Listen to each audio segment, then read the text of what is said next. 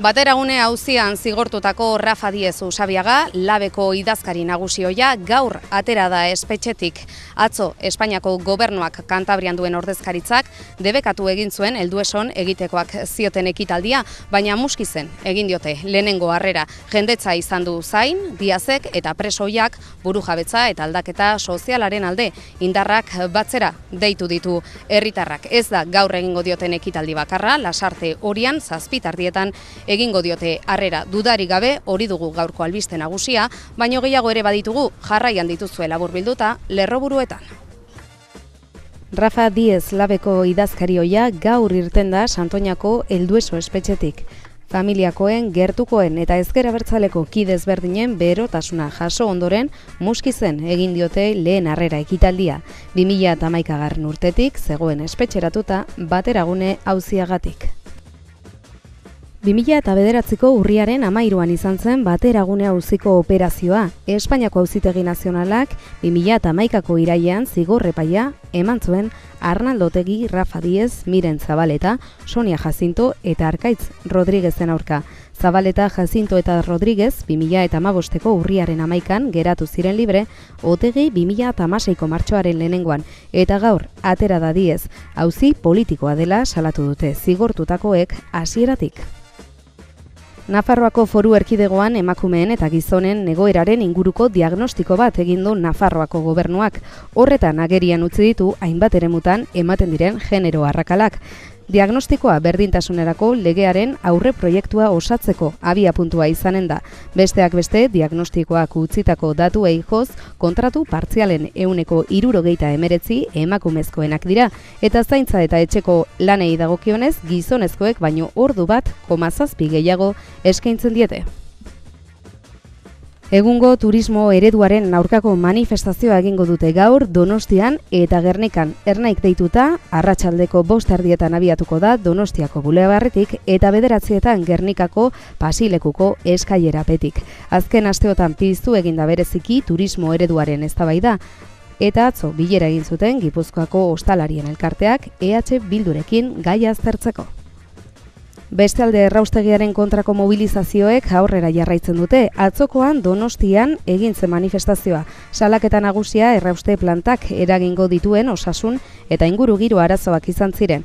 Erraustegiaren aurkako plataformako kideek iragarri zuten mobilizazio gehiago egingo direla eta herritarrak horretan parte hartzera deitu zituzten. Pasaden asteartean berriz, Ameriketako Estatu Batuetan izan diren istilu arrazistak gaitzesteko mobilizazioak egin ziren Bilbon eta Baionan.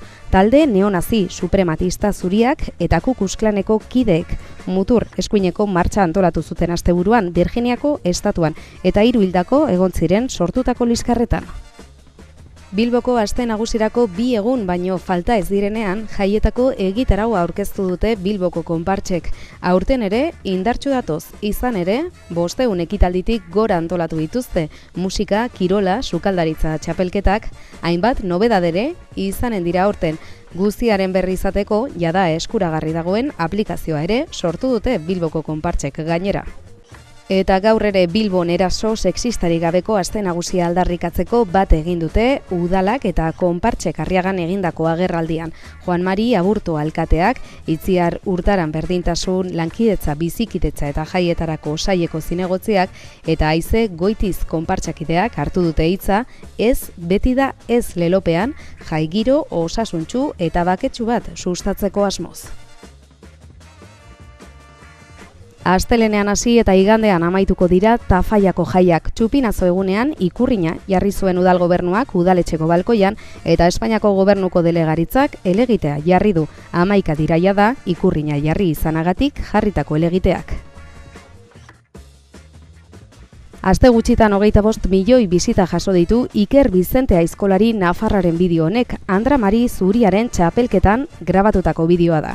Futbolean berriz, gaur Aldetikek Europa Ligako taldekako ligaskan sartzeko azken kanporaketa jokatuko du Panathinaikosen aurka. Asteburu honetan hasiko da bestalde Santander Liga. Alavesek Leganes izanen du aurkari bihar, larunbatean berriz Reala Zeltaren aurkariko da, eta igandean Aldetikek Getafe hartuko du San Mamesen. Saskibaloian, Baskoniak Jason Younger fitzatu du 3 denboralditarako, eta honezkero itxi du joko antolatzaile bikotea.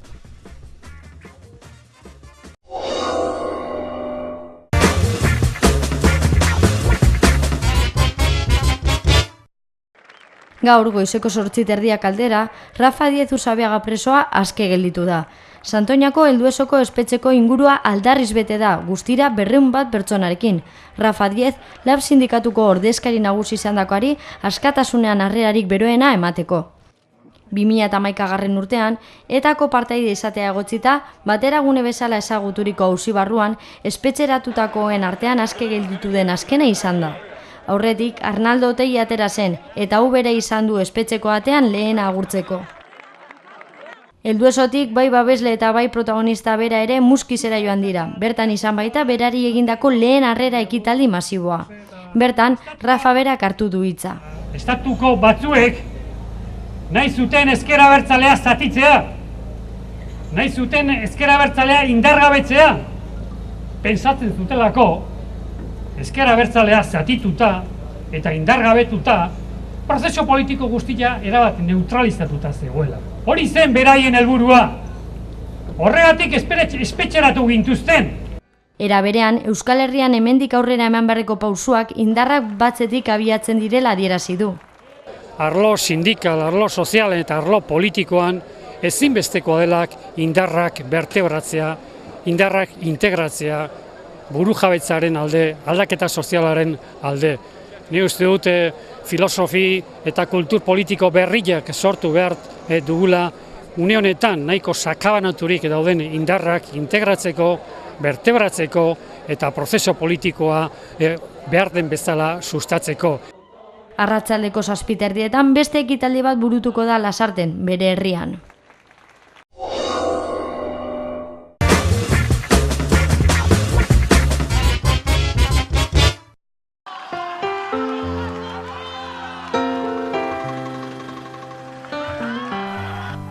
Ez zegoenaren aurkako agindurik. Hala ere, 2009ko urriaren 13an, Espainiako poliziek atxilotu egin zuten Rafa Diez Laben Donostiako egoitzan. Ez zen atxiloketa isolatua izan, ez eta bakarra ere. Baltasar Garzón epaileak aginduta, bateragune auzia izendatu zutenaren operazioa zen. 10 lagun atxilotu zituzten denera Arnaldo Otegi, Rufi Etxeberria, Rafa Diez, Arkaitz Rodríguez, Sonia Jacinto, Amaia Esnal, Txelui Moreno, Miren Zabaleta, Ainara Oiz eta Manuel Serra. Espetxera bidali zituen Garzonek Otegi, Diez, Jacinto, Rodríguez eta Zabaleta. Etxeberria eta Oiz berriz baldintzarik gabe eta Moreno, Esnal eta Serra 10.000 euroko bermea ordainduta libre geratu ziren. Atxiloketa bezala, operazioa etzen isolatua izan. Espainiako poliziak berak 2007ko udazkenean eta 2008ko hasieran operazio zabala egin eta hainbat lagun atxilotu zituen, Batasunaren Mahai Nazional berria osatzen zutelakoan. Besteak beste, Joseba Pernatx Rufi Etxeberria bera, Ane Lizarralde, Juan Cruz Aldasoro, Carmelo Landa eta Fernando Barrena atzeman zituen. Espainiako justiziak legez kanpoko alderdi politikotzat jo zuen 2003an Batasuna. Auzipetu atxilotu eta zigortuek behin baino gehiagotan salatu dutenez, bateragune auzia politikoa da.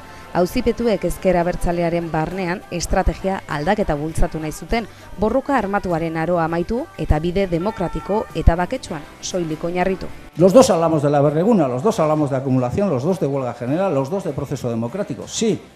Pero ETA sigue considerando que eso es compatible con el mantenimiento de la lucha armada y nosotros decimos que no.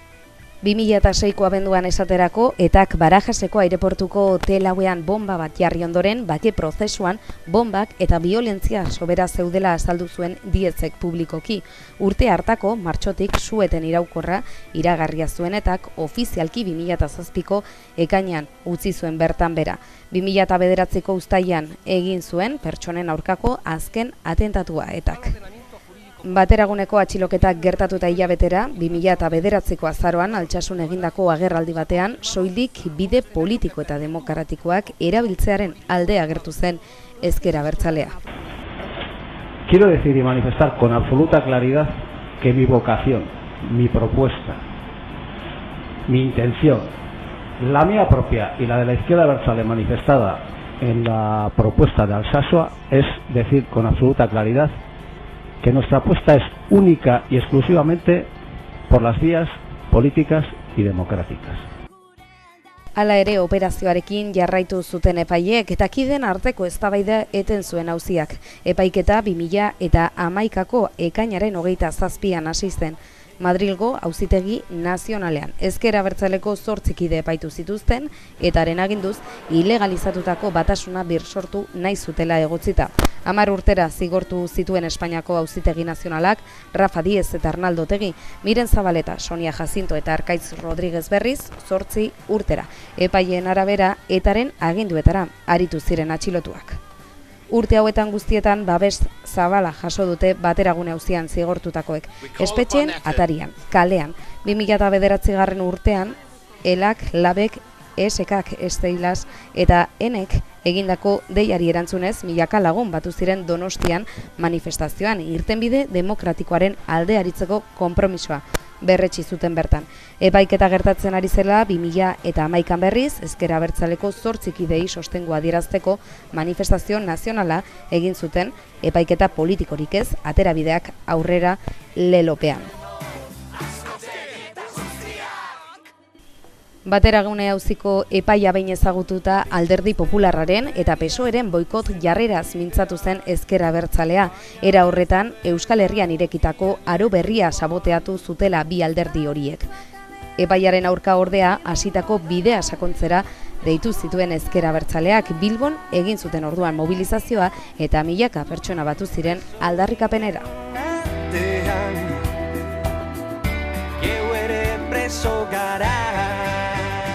Friotegi Freedom All adierazpenak atzerrira eraman zuen gaia, nazioartean izen bat duten 11 lagunek sinatu dute agiria jada. Azkeneko batasun argazkia iazko urrian gertatu zen. Rafa gure artera agirearekin presoaren kaleratzea eskatu zuten hainbat pertsonaia ezagunek. Carlos Garaikoetxea eta Juan Jose Ibarretxe lehendakari ohiak, Jose Elorrieta elako idazkari nagusi ohia, Komisiones Obrereseko idazkari nagusi ohi Josu Onaindi, Ainhoa Etxaleide labeko idazkari nagusia, Marian Beitialarrangoitia Etxe Bilduko diputatua, izan ziren besteak beste, babestu zutenak. Arnaldo Otegik, Miren Zabaletak, Sonia Jacintok, Arkaitz Rodríguezek eta Rafa Díezek osorik bete behar izan dute auzitegiak jarritako zigorra. Zabaleta, Jacinto eta Rodríguez 2015ko urriaren 11an geratu ziren libre.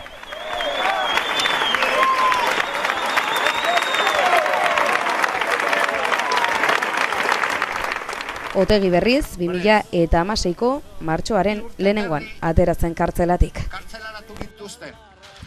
Kartzelaratu gintuzten bakearen aldeko apostua egiteagatik. Eta 6 urte terdi hauetan berretsi egin dugu apostu hori. Eta mila esker eman nahi dizuet guztiei sustengu eta sostenitu indezutelako halako apostua, provokazio guztien gainetik. 6 urte tardiko kondena beteta, beraz, gaur atera da Rafa Díez Usabiaga Elduesoko kartzelatik Bateragune auziko azkena izanik.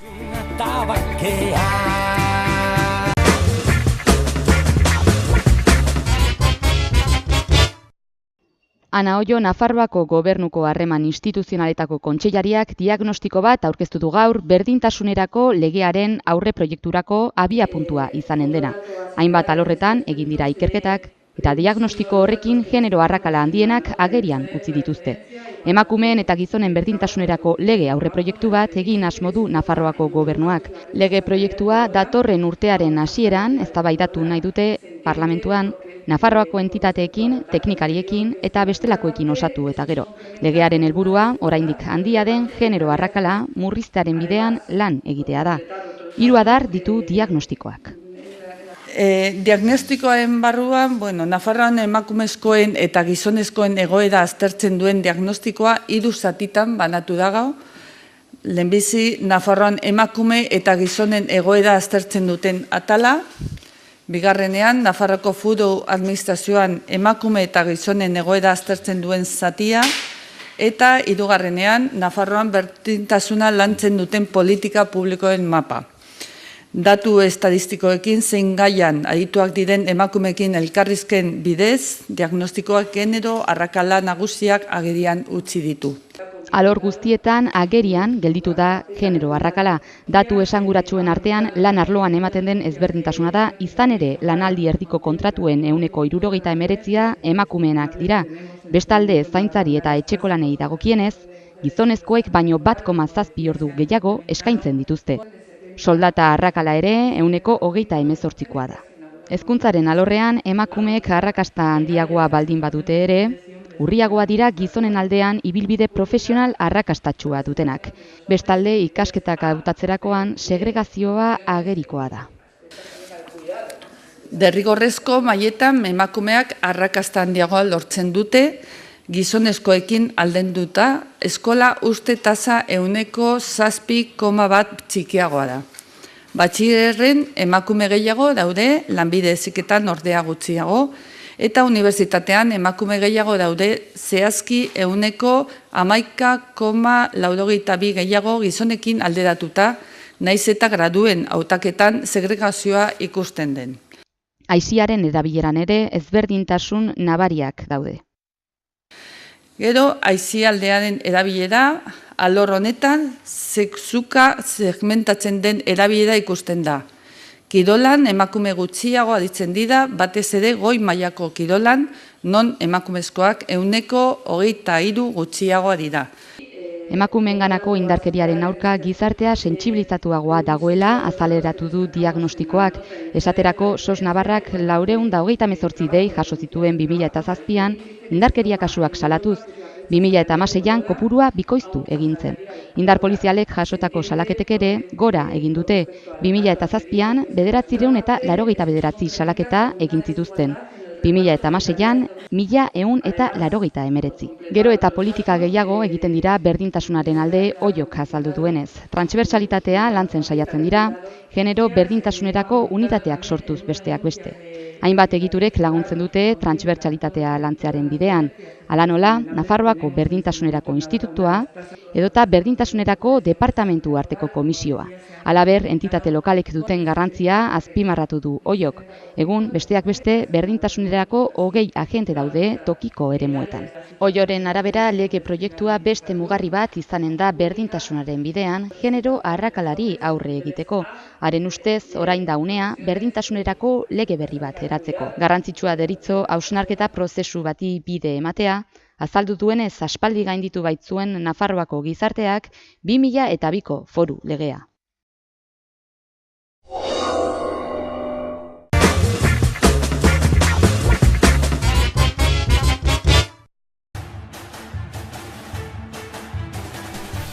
Gaur egingo dituzte Donostian eta Gernikan egungo turismo eredua salatzeko manifestazioak.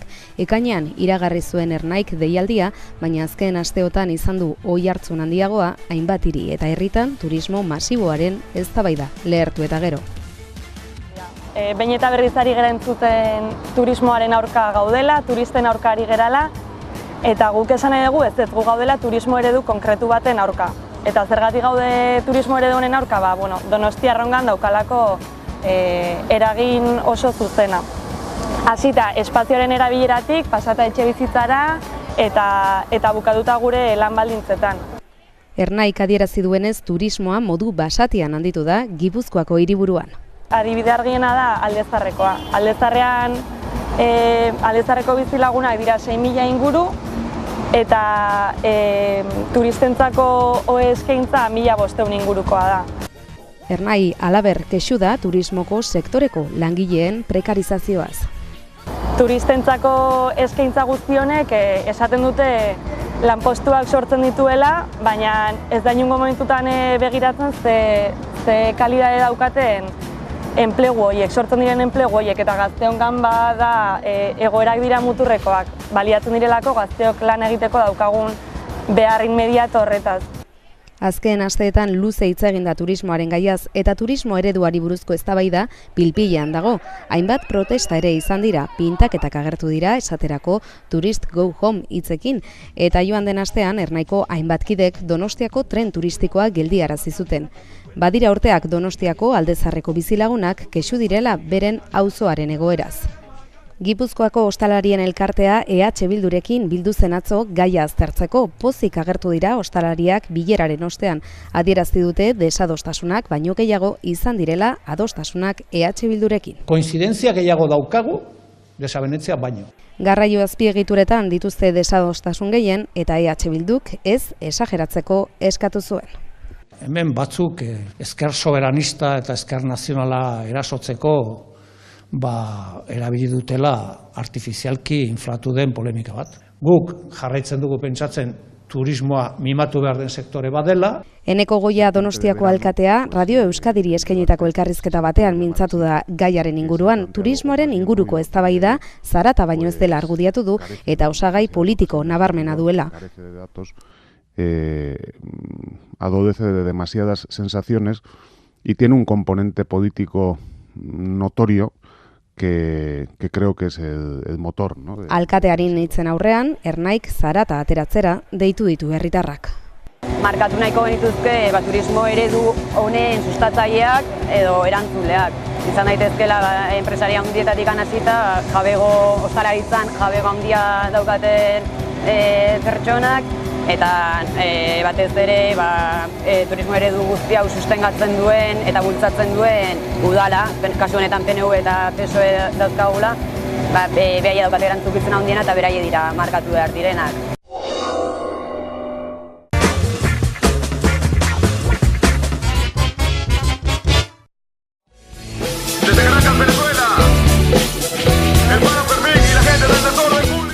Zubietako erraustegiaren kontrako mobilizazioek aurrera jarraitzen dute.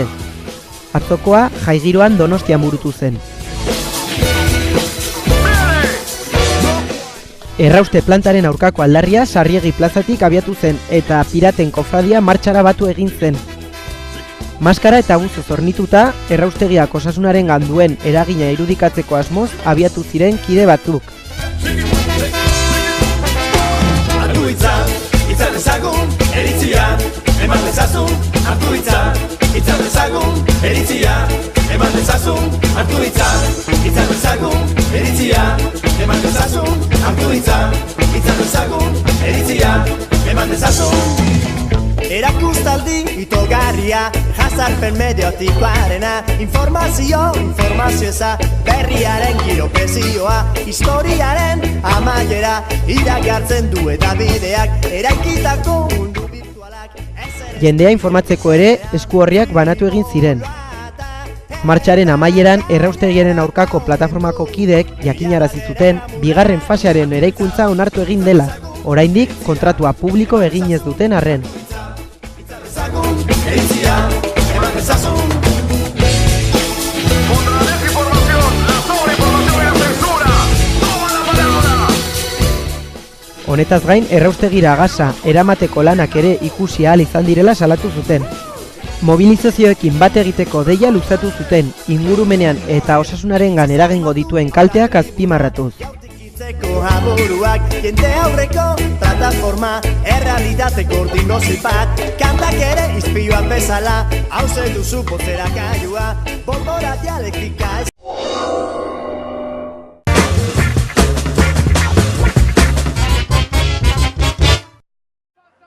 Bilbon eta Baionan mobilizazioak egon ziren asteartean Estatu Batuetan izandako istilu arrazistak salatzeko. Sare antifascistak deitu zituen ekintza xenofoboen kontrako gaitzespena agertzeko. Bilboko Arriaga plazan eguerdian eta Baionako herriko etxearen aurrean arratsaldean izan ziren elkarketak. Asteburuan Arrazagatiko istilu gogorrak gertatu ziren Estatu Batuetako Charlottesville herrian, Virginiako estatuan.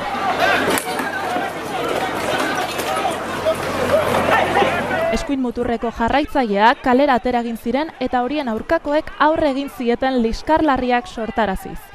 3 hildako egon ziren, horien artean 32 urteko gazte ekintzaile bat, autoz harrapatu zuen beste gazte neonazi batek. Estatu Batuetako fiskal nagusiak esan du auzia giza eskubideen aurkako krimen bezala epaituko dutela. Momentuz, epaileak fidantza ukatu eta hortaz bermerik gabeko espetxealdia ezarri dio hiltzaileari. Ikerketa abian dagoeneko. Donald Trumpek istiluen harira egin zituen lehenengo adierazpenetan, eskuin muturreko taldeen ekintzak gaitzetsi ez eta bigarren agerraldi bat egin behar izan zuen aurretik esandakotik atzera eginez. Presidentearen jarrera gogor kritikatu dute askok epel jokatu duela egotzita. Racism is evil, and those who cause violence in its name are criminals and thugs, including the KKK, neo-Nazis, white supremacists. Charlottesvilleko kaleetan eztabaida gogorrek diraute. Datorren hilabeterako beste martxa arrazista bat deitu dute Richmonden, Virginian ere, Ku Klux Klan talde neonazi eta supremazista zuriek.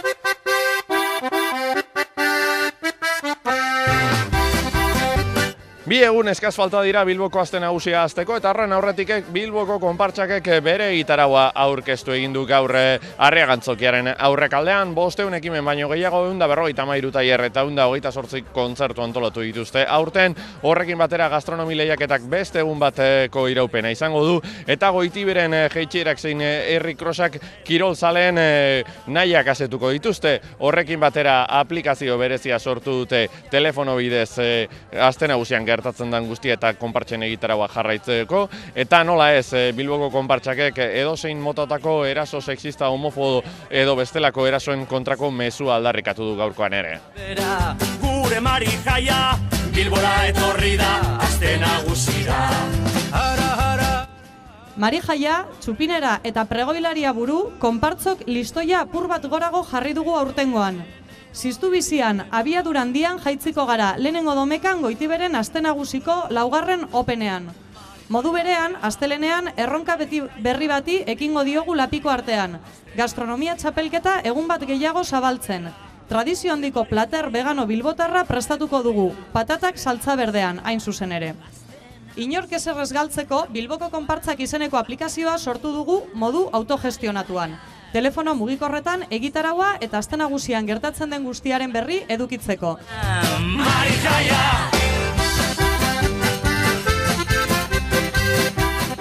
Orain, topa egin dezagun Bilboko urarekin, aste nagusiaren eta jai herrikoien alde. Babosorik gabeko jaigune baten alde. Aste nagusian espaitugu inolako erasorik onartuko, inolakorik. Ez dugu erasotzailerik onartuko jaigunean. Ez da Bilbon ere. Gora Mari jaia! Gora aste nagusia! Mari jaia bera, gure Mari jaia, Bilbora etorri da, aste nagusira. Mari jaia bera.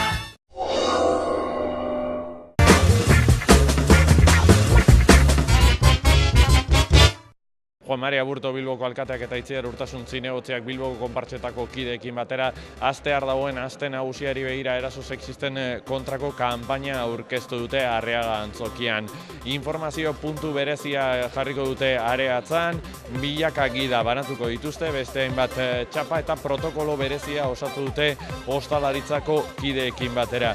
Dispositibo polizial berezia ere jarriko dute datozen egunetan, eta Juan Mari Aburto Bilboko alkateak garbi adierazi duenez, erasotzaileak ez dira ongi etorriak Bilbon, horien kontra legediaren pisu guztia jarriko dutela, eta Bilboko konpartsetako ordezkariek adierazi dutenez, Bilbon ez dute inolako eraso sexistarik onartuko. Horretarako lelo berezia plazaratu dute, Euskal Jendarteko hainbat aurpegi ezagunen kolaborazioarekin, eta mezua argia da. Ez, beti da ez. Aste nagusira begira, eraso sexisten kontra berariaz egin dugun kanpainak 3 oinarri ditu. Errespetua, askatasuna eta berdintasuna.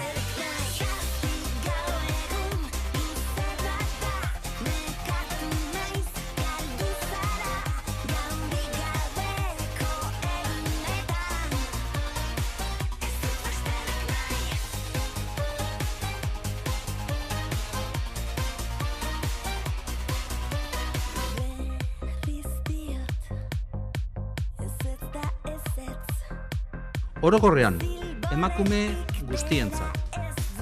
Errespetua, duintasuna, berdintasuna, eta ezer gertatuz gero, hurbiltasuna eta elkartasuna.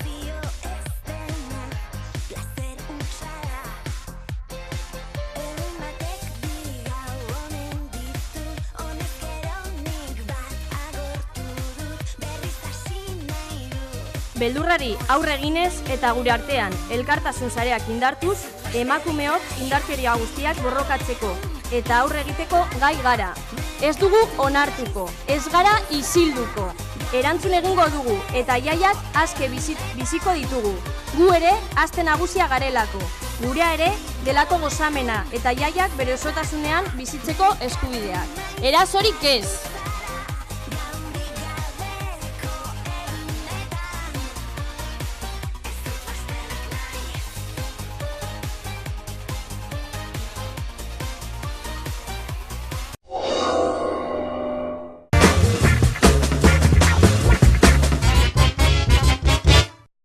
Berrogeita 8 ordu igaro dira, festa eta faia lertu zenetik giro aldetik dena paregabea izan dela nabarmendu du alkateak, eta festa zinegotziak ere horrela esan du, giroa paregabea izan dela eta alde negatiboa izatekotan ikurrinari jarritako elegitea izan da, berriz ere Espainiako gobernuaren delegazioak jarri du elegite hori, hemen eta Burlatan 11garrena da eta gelditzeko asmorik ez duela dirudi.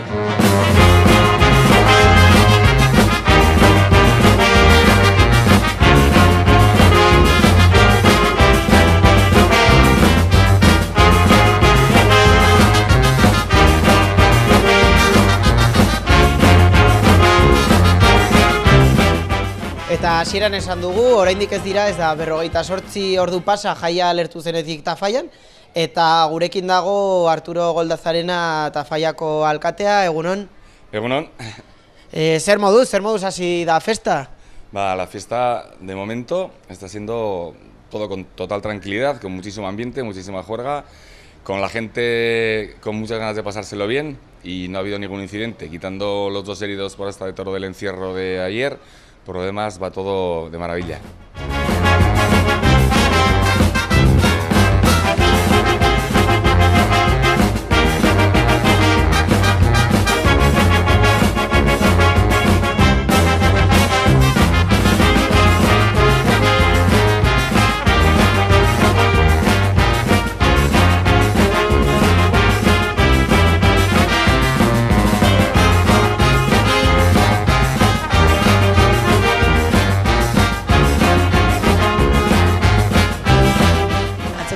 Eta gero, ez dizut esango ondo hasi garenik, baina, posik, azkenean atzo, arazoak kenduta, disfrutatu dugu izugarri asko, eguraldia bikaina daukagu hemen, eta, primeran.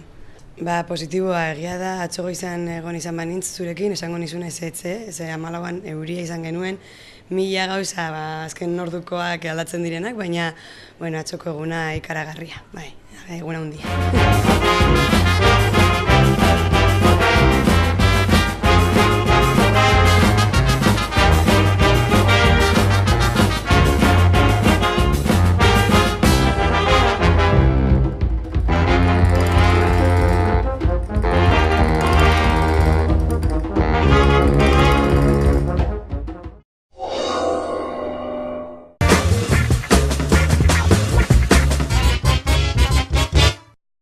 Hogei urteko Iker Bizente aizkolari nafarra da, irudian duzuena Gasteizko Andramari Zuriaren txapelketan lehiatzen.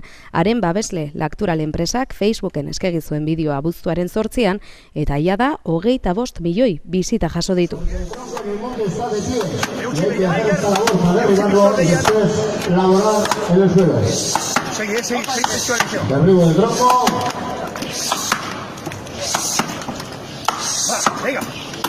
Gaini hartu, Gaini hartu,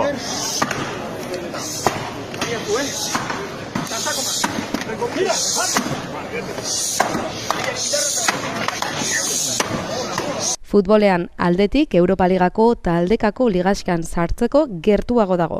Lehen kanporaketan Dinamo Bukarest gainditu ostean, gaurkoan Panathinaikos menderatu beharko du. Zurigorriak ez daude bete-betean eta ligaskan egon nahi badute, garrantzitsua izango dute gaur emaitza ona lortzea. Azken kanporaketarekin alderatuta ez dirudi aldaketa askorik egongo denik hamaikakoan. Erreninek jokatuko du atean eta gainontzean ohiko eskema zelairatuko du. Lauko defentsa, 2 euskarri, 2 hegaleko, erdi puntako bat eta erdilari bakarra. Atenasen jokatuko dute partida gaur 8:30.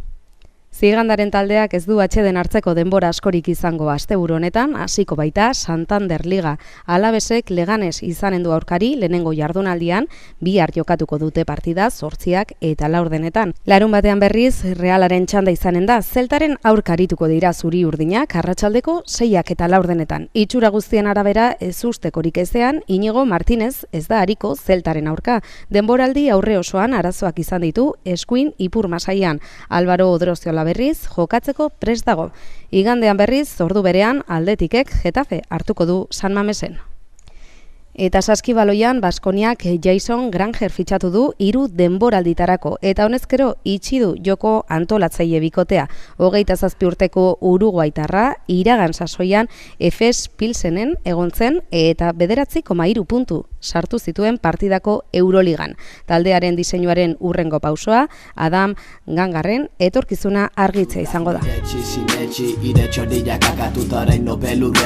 Atxetenik gabe zabor merke saltzen ari dira, ez dakiten zuten denak bideokliputari begira, jen moduan nire burua salduko ez dudala desira, edonoren buruan astezake diruaren distira, kale kumiak gizonta emakumiak ez nametxetan bilonkak beti txuste lurrian, kontxolo bilaminak gina ez errezta berdina barruan daramaten zigor hori ez duten merezia, irrifarre egiten dutela noizean behin, gainontzekoen kezka ez pizteak bultzata, eta konturatu entzunazun arten bino mezu guztiek dakate bere postata, mezu honak utzina jan baino kostata, umeak alkoletan zarrak mila prostatan, lotxak enduna giliru litro identxi, etxera bidian lauanketan botak. Euskaraz rap, modaren korrontaren aurka ez etxeta eutxi, oraindik eskentzeko ataukatik ezurrak miretxi, sinetxi, ire txorriak akatutaren nobelurrera jetxe. Euskaraz rap, modaren korrontaren aurka ez etxeta eutxi, oraindik eskentzeko ataukatik ezurrak miretxi, sinetxi, ire txorriak akatutaren nobelurrera. M.O.D.A. Bisitatu zazuen seguruen hartaldea, erresa zure utxu.